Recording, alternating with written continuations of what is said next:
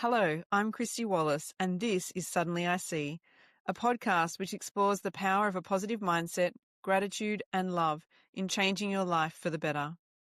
Join me as I share the mind hacks, rituals, and choices that have helped me survive and thrive in the face of adversity to arrive at a point where suddenly I see what truly matters in this life.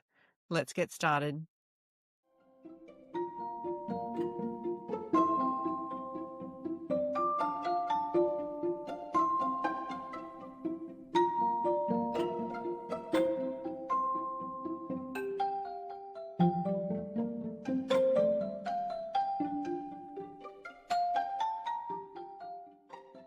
Hello, everybody. Welcome to our final episode. I can't believe we're actually here. So episode 17 is called Suddenly We See, Lessons from Team Wallace.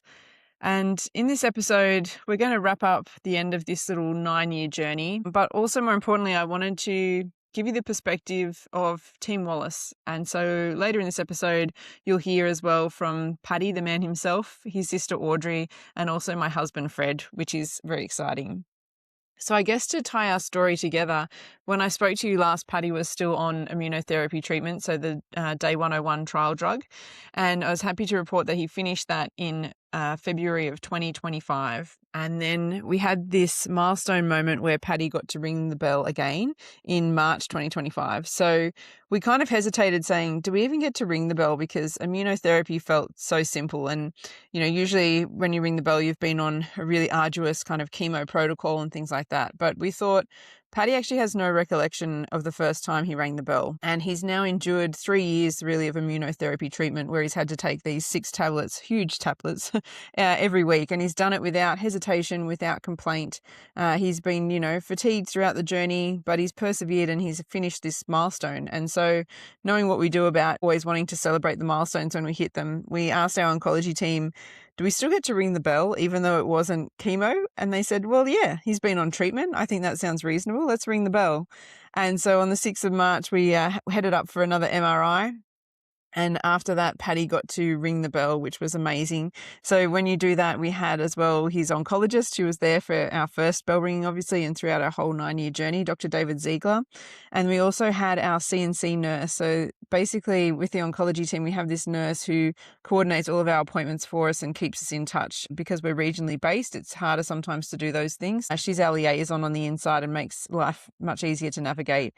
So we had our current CNC who was Liz, but then also when Paddy was first on treatment all those years ago, we had another CNC called Wendy, who was an incredible lady as well. And it just so happened that she was in the hospital that day. And so Liz had teed up for her to come along. So it was this beautiful full circle moment where everyone in the room remembered Paddy on that first bell ringing, except for Paddy, basically. And then we got to see him do this again as this nice, strong, healthy, tall 8-year-old boy. And it was a really beautiful moment for everybody in the room. And especially to see Paddy's face light up and have him feel like, oh, I've finished treatment, and that's really amazing. And not everybody does this, but I've done it. And to see the pride in himself was actually the highlight for me of that day. So he rang the bell, and I'm happy to report that we're now in March 2026, 12 months down the track, and our most recent MRI just a couple of weeks ago showed that Paddy's tumour remained stable. So the feedback from our oncology team based on data from this trial medication is that most kids are seeing at least 2 years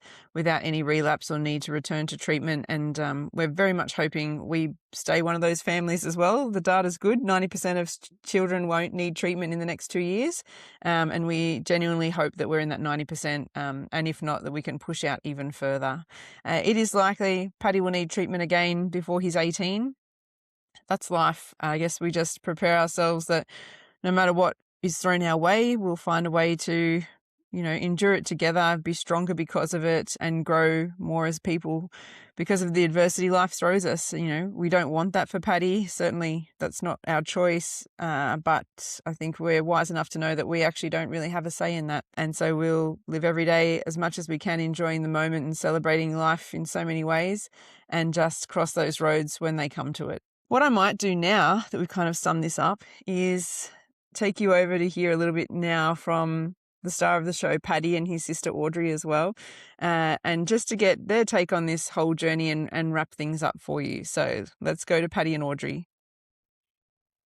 Okay, so our first special guest today is Audrey. Audrey, how are you? Good. That's good. All right. So our first question that I have for you, Audrey, is what do you really remember over the past 10 years? What kind of things stick out for you as Paddy's sister on this journey?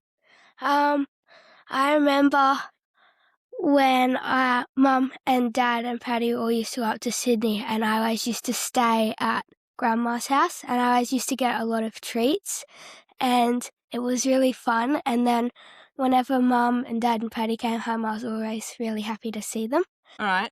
What do you think being Paddy's sister has taught you over these years? What have you learned about life? I've probably learned to be like a bit more aware of what's around me, and to also try and like not be as loud, because it can hurt his ears sometimes if I'm being too loud. What do you think then are some of the benefits of being Paddy's sister? When they were all up in Sydney, I got to see a lot of different places in Sydney, and that was really fun as well, because some people probably haven't seen those parts, and I got to see it, and it was also really fun because all the nurses knew my name, so I could just walk up to them and they'd be like, "Hi, Audrey." Very cool. All right, we know there's been definitely some positives, that have come out of this journey for us as a family as well, but there's been challenging times too. So I'm interested to know from your perspective, what have you found challenging over these years? Probably whenever you guys go out to Sydney and I'm left here with Alex and like Grandma and other people as well, because sometimes like I don't know how you guys are going to come back, like happy or sad or like not knowing stuff. Yeah. What about times when Paddy's relapsed and stuff? How has that impacted you? It's all kind of like mixed emotions sometimes as well. Yeah. Cool. All right. Finish this sentence, Audrey. I'm grateful because. Because I got to see a lot of new things that I probably wouldn't have seen if Paddy wasn't blind. All right. Hey, awesome. Good job. Thanks, Audrey. All right, Paddy. So most of this podcast has actually been about things that have happened to you, and it's been really my retelling of those events and how I've experienced them. But I think it's really exciting. You're nearly how old now? I'm turning 10. Yeah. So you've got 10 years of experience in this field as well, right? So I'm really interested to hear your interpretation of what's been happening over the last 10 years. So when you were a baby and you were first diagnosed, is there anything you really remember from that time? I remember I got really sick. Yeah. Do you remember going to hospitals much or not really? No, not really. Yeah. Okay, cool. And so over the last 10 years, you've obviously relapsed as well, so you had to go on treatment. What was it like for you being on treatment second time? It was hard because I had to take 6 tablets on Thursday night, and we had to go up to Sydney a lot. Yeah. And they were pretty big tablets too, weren't they? They weren't little things, they were quite huge Like tablets. this big. Yeah, size of like a vitamin E type tablet, Yeah. right? Yeah. But like rectangle Yeah. shape. And did you feel sick when you were on treatment or tired, or how did you feel? Or I just the same? felt like tired earlier in the day. Like I didn't do as much then, but now I'm off treatment. I'm staying up a bit later, like not listening to headphones that much. Yeah. Got more energy to do more sports and things. Yeah. Cool. Like in the afternoons after school. Yeah. All right. What are some of the things that have been challenging for you having your brain tumor or being blind? Anything you find challenging because of those two things? No, not really. Yeah. Cool. All right. So then what do you think? Sounds weird to say, what are the great things about being blind or great things about having a brain tumor? Most people, when they hear that, would be like, how could there be something good about that? Because people find those two things very challenging. But I think you're the opposite, right? So for you, what's great about being blind or having a brain tumor? I get to go up to Sydney, like go for Sydney trips with Mum and Dad. Yeah. And what do you like about those trips? What makes them Yeah. so special for you? Get to do fun things.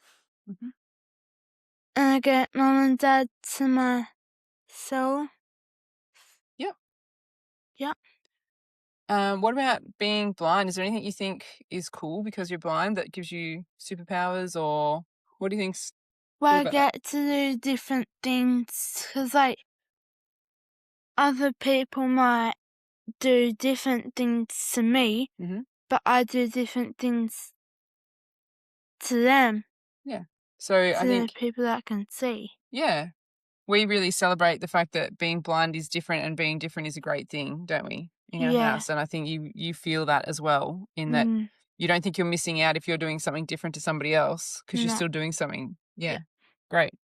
All right. What's it like to have Audrey as your sister? Okay, so she's, like, kind to me, helpful and thoughtful, like not being too loud. Yeah. Oh.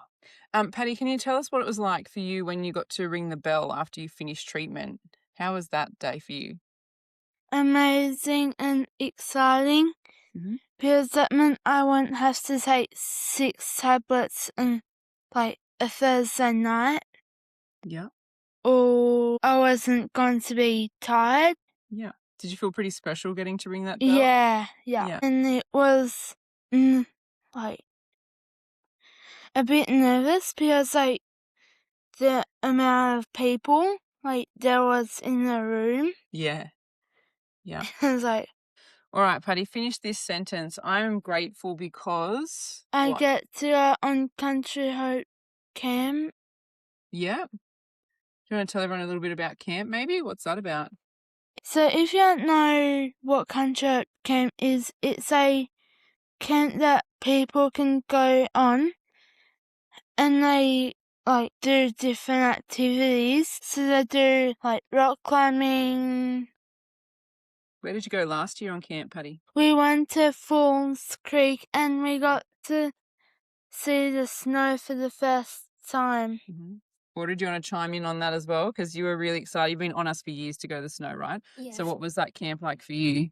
It was really fun because everyone's fingers were freezing and we all had like snowball fights and people made snowmen.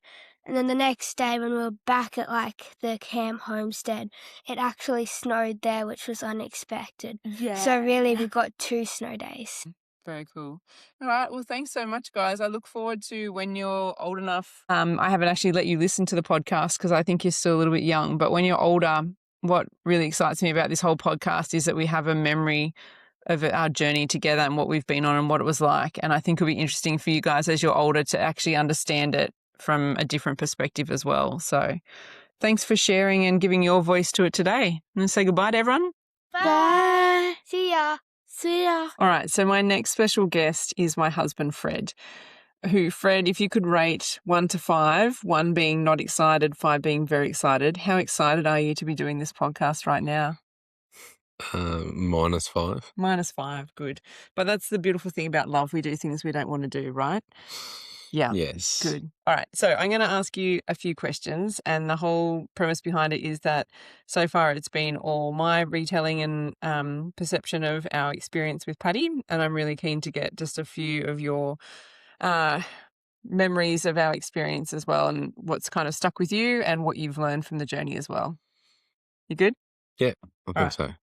So first question I have for you is, what got you through the challenges of Patty's diagnosis, do you think? There was no one thing exactly. It was just more of the break it down into little steps, which is what I do. You just need to look at day by day, scenario by scenario, and you achieve them and then you just move on to the next. Just play whatever's put in front of you. Good. All right. So then I think when we look back at our last 9 years or so with Patty, I think what shines for me is that we work really well as a team together. What do you see your role as being part of that team? What do you do? I drive us to Sydney. You say that like that's a You- little thing, but Sydney is 6 hours each way. So Yeah. that's a significant contribution. So that's my contribution is I drive us there. You do the hospital, you do the paperwork side. Then you can just chill and do the updates on the way home, and then I just get us home. Yeah. And have been doing that all the time. Yeah, I think from experience, we tried occasionally to do things on our own, didn't we? Where one of us would fly up with Paddy and try and hold the fort. And what we realised is we burn out really quickly. Well, I in particular burn out really quickly doing that. And so we kind of agreed early on in the piece that we would just always, where possible, go together to Sydney. So I could carry the emotional load and get Paddy through the appointments and things like that. And Fred would be our practical guy that got us there and got us home. And that works well for us as a team effort. Yeah. Do you agree? Yeah. All right. How has your experience with Paddy changed your perspective or priorities in life?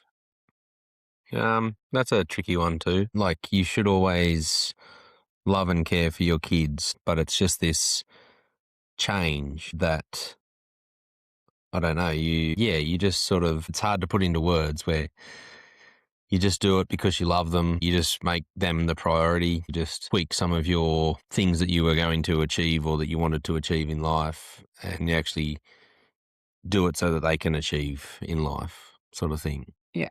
So to put it in context, as a farmer, just from what I've seen of farming families around the district, farm tends to be usually priority number one.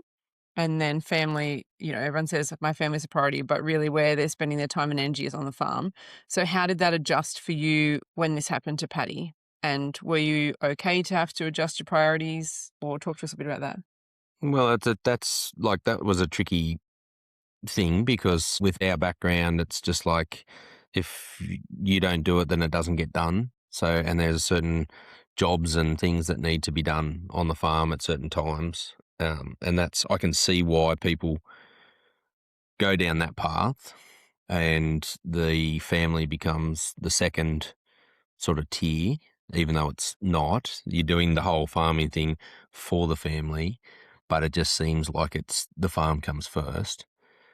But that was tricky in that, like, it was good for us. I was able to go to Sydney straight away, and I wasn't overly stressed with what was happening back here, because we had family here doing it, and we were able to just live in the moment down in Sydney, like when everything was going, on for that first month. Mm-hmm. But then, going forward, it was to back Kristy and to be there to help get to Sydney, get back. And so, there are times, and I still struggle with that. Sometimes I get engrossed in the farm, and then you sort of, oh, hang on, I'm doing too much. But then that needs to happen as well. And then there's other times where, we go to Sydney and it's just all about Paddy and what our next step is, whether it's MRI or treatment or whatever else. I think it's definitely made you more flexible than people who perhaps haven't been through our journey with Paddy. Yeah. And that sort of comes back to wanting the best for Paddy, wanting the best for all of our kids. And you just have to do it. You just make it work. And that's part of, the way that I got through, like, all the diagnosis and all that as well, was just, you just make it work. And whatever's in front of you, you just do it. And whether that's a dodgy MRI and then back 2 weeks later for endocrine, well, we just make it work. And that's maybe come at the detriment of the farm sometimes, like, spray or sowing time or whatever else. But that's the hand that we've got. And so we make it work, because it's more forgiving, I think, to have things sown a week later than to not have the treatment for Paddy or not have those medical appointments, because they're harder to get. Yeah. Yes, it's challenged you to have to readjust. But at the end of the day, I think what we learned from that is the farm has not collapsed by prioritising when we needed to, our family and Paddy as well. So yeah, 100%. My big thing is that you just show up and commit. If you say you're going to do something, you do it. And we were able to do that with the flexibility of the farm. Next question. Do you think, or do you have a message that you could pass on to other dads if they have a child at the moment who's unwell or going through treatment? What support or advice could you perhaps offer them that's worked for you? Might not work for everyone, but it's worked for you. Yeah, well, this is a tricky one too, because everyone's situation is different. For us, it was, lean in and Like, I could be there to support you, support the family, try and do it as a team. Like, it's this whole, well, we always say, we work better as a team. Like, when you're stressed and tired and burnt out, your partner's probably doing the same thing. Like, they've been stressed and tired and burnt out.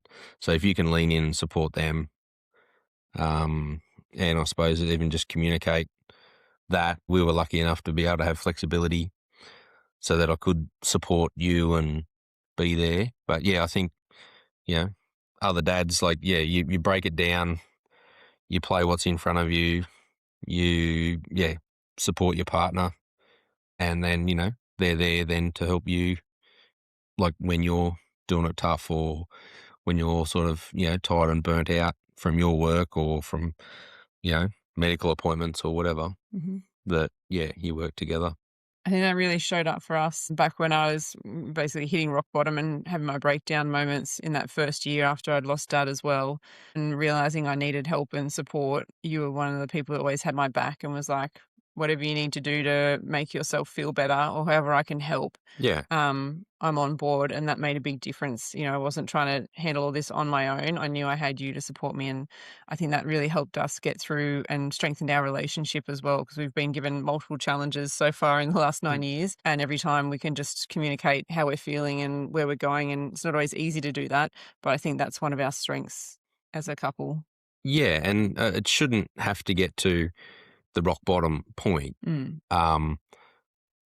Like, it's, it is hard. Like, you think, oh, it'll be all right. Like, things will get easier, and then things don't, and then you get burnt out or whatever. But then if you can sort of take some of the load, and I wasn't always able to do that, but I sort of did. Whenever I was asked, or if I did see that need, then it was just drop everything here, like, on the farm or whatever. And, you then just turn up and you do it. And so that was, my way of helping, give you a break, let you do your thing, and then work through whatever you were doing. And then I just, took more of the load. Yeah. But it potentially should have been done earlier sometimes, the taking the load, but that was just, it's always hard to know what the other person can withstand, sort of thing, how much load they can carry. Well, I think that was early on in our journey too. I think we read each other a lot better now than we did, say, first year of diagnosis kind of thing. So, well, and that's the thing, because everyone's new to it. Yeah. And it's a lot, I suppose, a lot more emotional. Sort of, you're still working through all the emotions and the diagnosis and, the life-changing things. Yeah. You've mentioned a few times, and I know you're a bit worried actually about raising this idea that you only deal with what's in front of you and you break things into little chunks, and that's, you just focus on the next thing. And you were worried that might sound maybe a bit cold, and not emotional to view problems like that. But I think actually that, again, was another strength, because as someone with anxiety who thinks way too far into the future and stresses constantly about all the situations and all the problems that could arise, I think you balanced me out quite nicely in that you were like, no, well, let's just deal with what we know so far, which is only this. Yeah. And I think that's not a weakness by any means. I think that was your strength, and that's what actually gave us the balance as well to keep going forward. So, I think that's a great thing. Yeah, well, with the diagnosis, there was a study done and they asked us questions, and they just said, like, how did you come to the decision for the surgery or whatever for Paddy? And my thoughts was, I can't do it. These guys can do it. So, like, I can't fix him. So I'm just going to let somebody else that can, or that has the expertise, do it. And I think comes that's down to trust again, right? That's trust. Yeah, and we trust the doctors, we trust the medical professionals. We have advocated for Paddy when we didn't think that they were doing the right thing, or seemed like it wasn't quite right. But they're the trained ones. We're not, and so you just trust them, and that they're doing the best that they can. It doesn't always work out, but for us, it did.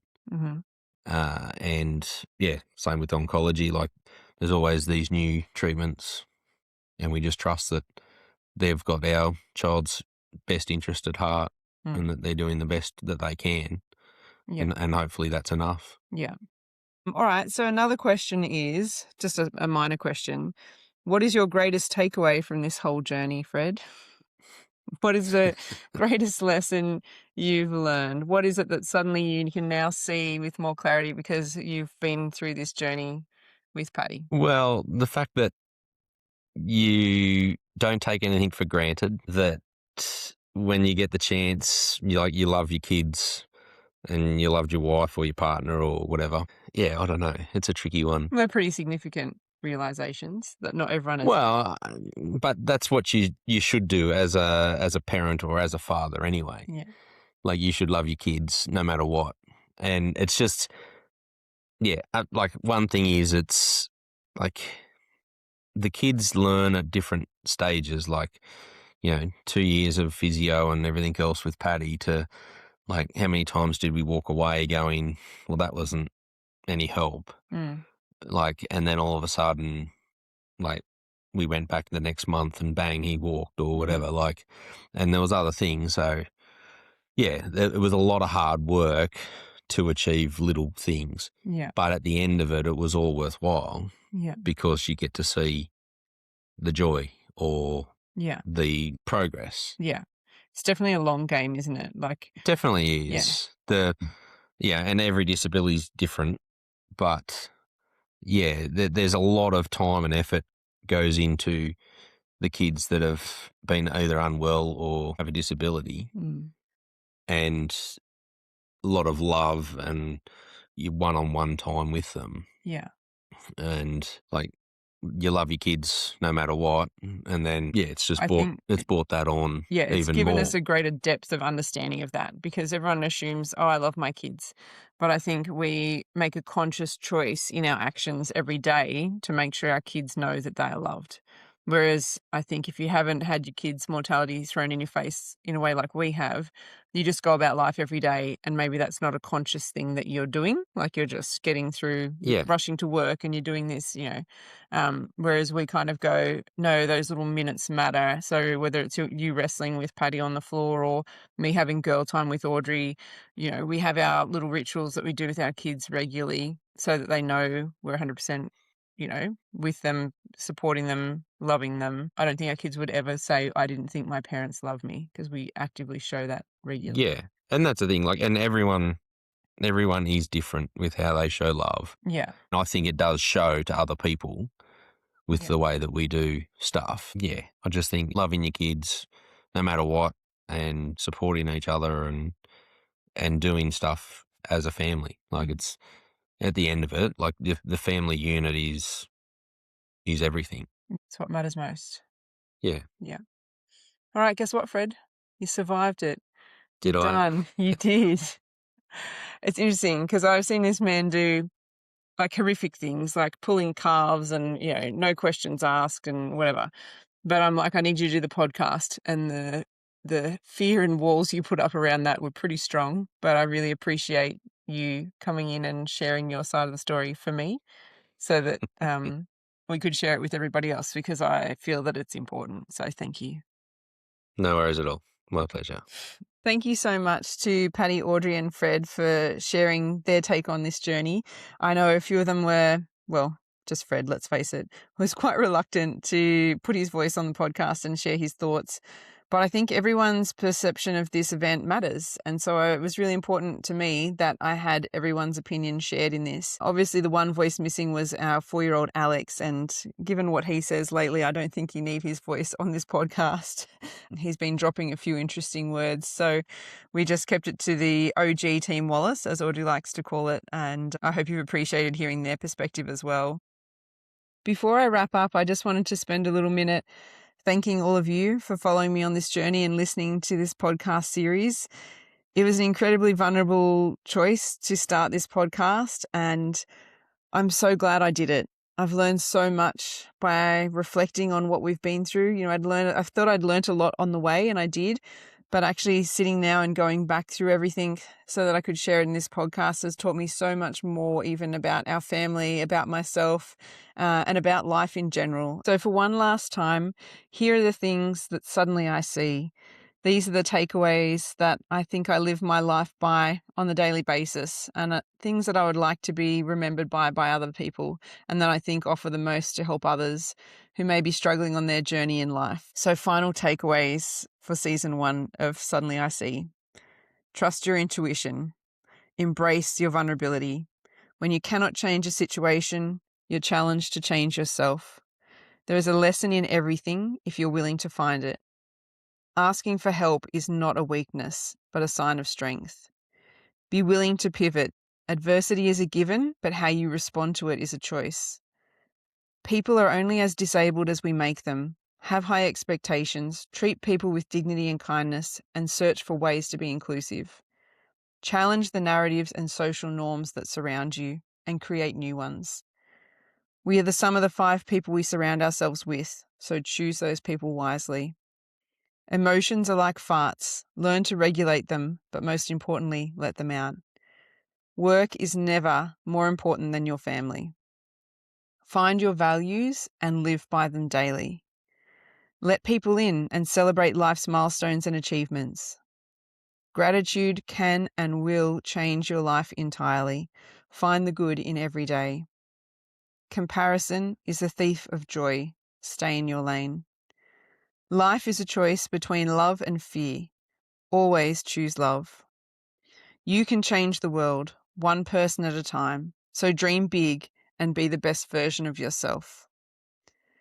In my opinion, life is about 5 things: love, kindness, connection, gratitude, and self-worth. If you have those 5 things, then I truly believe you've found the meaning of life. And finally, what feels like your greatest failure can be the place of your greatest rebirth. It won't be what happened to you, but rather how you handled the event that will define you, and in doing so inspire others during their time of adversity as well. I cannot thank everyone enough for following me on this journey in this podcast. Thank you to those who tuned in every week without fail, who sent messages of feedback, love, support, kindness. Special shout out to my mum, who every week sat and texted the podcast link out to every person that she possibly knew, and who shows up for me in every way in life so that I can be the best version of myself. I'm so grateful to you, Mum, so thank you for that. I wish all of you listening a happy, healthy, successful life, full of those 5 things: love, kindness, connection, gratitude, and self-worth. And I wish you all the best on your journey in life. Peace out. Bye. I hope this episode has given you something to reflect on, or some tools that you can implement in your own life. If you know someone who could benefit from this episode, please share it with your family or friends. It would mean so much to me. Remember to stay positive, be grateful, and take each step of the journey with kindness and love in your heart. Until next time, bye.